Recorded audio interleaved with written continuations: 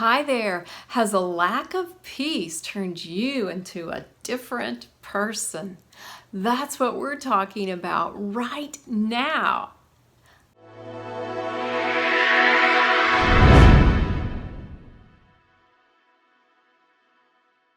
I'm Mary Whitman Ortiz, Christian sex educator, relationship coach, and author. I've been helping people to grow the connection in their relationship for over 20 years. On this channel, we talk about everything you need for greater sexual intimacy in marriage. Please subscribe and join us on Fridays for a new video. Today's video is about being proactive in creating peace and how that will help your marriage. Now, what does that look like exactly? Yes, of course, we have everyday stressors that go on, and your peace can be drained. It can be just like letting the air out of tires. But right now, during COVID-19 and during all the issues going on in the world, there are a lot of things out there to try to eat away at your peace. And what goes on inside of you as an individual, of course, it impacts your spouse. It impacts your marriage. So you can do some things to be proactive, to increase the peace, and it will just overflow with every other relationship. But don't take my word for it. I love what we hear from Jesus in the book of John 14:27. And he says, "My peace I give you, not as the world gives." It's this gift. And it's this place where we can step in and be more courageous than we ever have before. Not in our own strength, but in God's strength. So you have that promise even before we get going. And the way I like to phrase this is to say, stop the drain before it happens. Stop the drain before it happens. Step one, we talked about being aware, and of course, that is critical. But you can't just be aware, you have to take action, and really, some of the best action possible is to be proactive. So you're taking action before there's even a problem. And I'm going to give you 3 ways to do that today.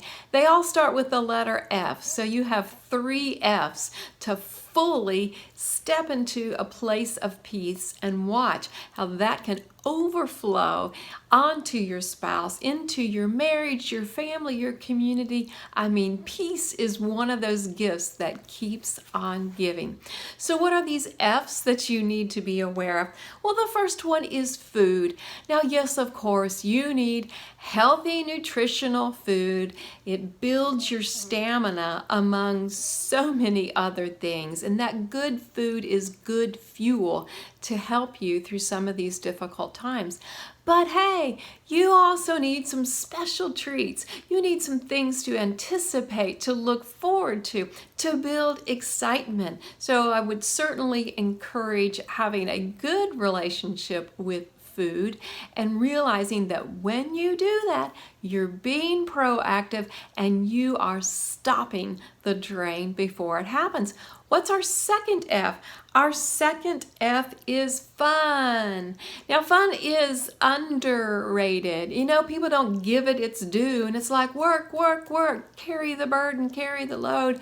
But fun is like a secret weapon. It makes you a superhero because fun brings out that full identity. When you're fully alive, when you're fully present, that's when even more productivity can happen. And certainly in regards to relationships, it's just like an injection of love and everything that you need to make relationships something that you enjoy. And you know, if you've been saving for a rainy day, guess what? It's been raining. Do it. Do it now. If you have a bucket list item, do it. Do it now. This is the time you need fun more than any other time. I give you permission to have fun. All right. What about our third F, to be proactive, so you can stop the drain even before it happens? So this F is friends. Now, I'm sure you have friends, and that's wonderful. But I'm encouraging you to be so intentional. You need people to talk it out. You need people to laugh it out. And that happens when you schedule it, when you make plans. So if friends have just kind of happened, been spontaneous in the past, this is the time to be super intentional with your relationships, even outside of your spouse. Sometimes that's a great place to do some of your venting so that you have the best you that shows up for your marriage.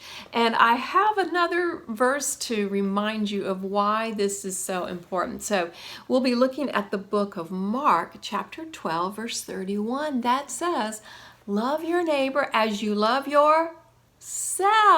So this is both sides happening. You're loving yourself by taking care of yourself, by being proactive, by stopping the drain before it happens, and that inserts love into your relationship. So you are loving your neighbor as yourself at the same time in your marriage. Is that not wonderful? So I would love to hear from you. What's some of your favorite foods that you look forward to? And when I'm recording this, it's fall, and in America, we have Halloween, Thanksgiving, Christmas, holidays. So do you have a favorite food that you look forward to in the holiday seasons? I'd love to hear from you.